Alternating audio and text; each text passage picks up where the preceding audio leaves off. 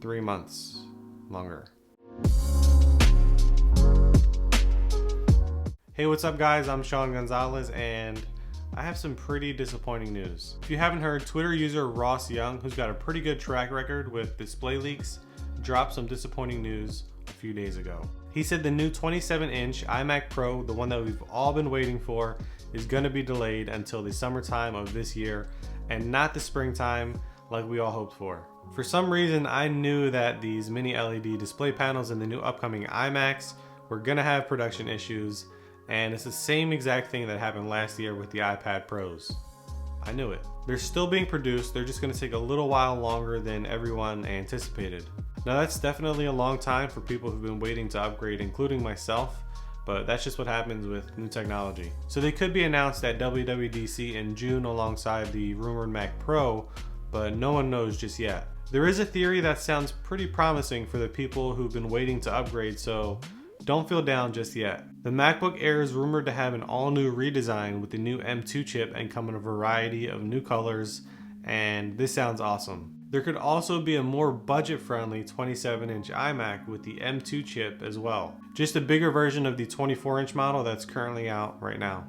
If this is true, I'm all for that model. In fact, I'd prefer this model over the 27-inch iMac Pro because with the Pro and M1 Max chips, those things are going to be crazy expensive. We already seen what they did with the new MacBook Pros, and they're already out of most people's budgets. So I think this is probably where most people will fit in for the entry-level 27-inch. So a newer generation silicon chip, presumably called the M2 chip, which is told to be faster than the current M1 chip, and a 27-inch iMac with mini LED, ProMotion, and a possible 120 Hz refresh rate, but cheaper. Sign me up. We already know if they make a new chip that's more efficient and optimized than the M1 chip already is, it's a no-brainer for most people. I'd finally be able to get rid of this i7 Intel machine right here behind me. I would honestly say this makes sense because if you think about it, Apple isn't going to just release a 27-inch Pro version of the iMac. People want options and Apple's going to give it to them.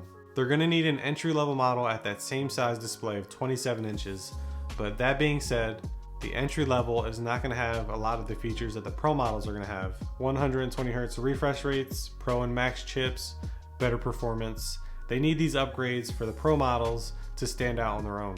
Hopefully the more budget-friendly 27-inch iMac also comes with mini LED and 120 Hz.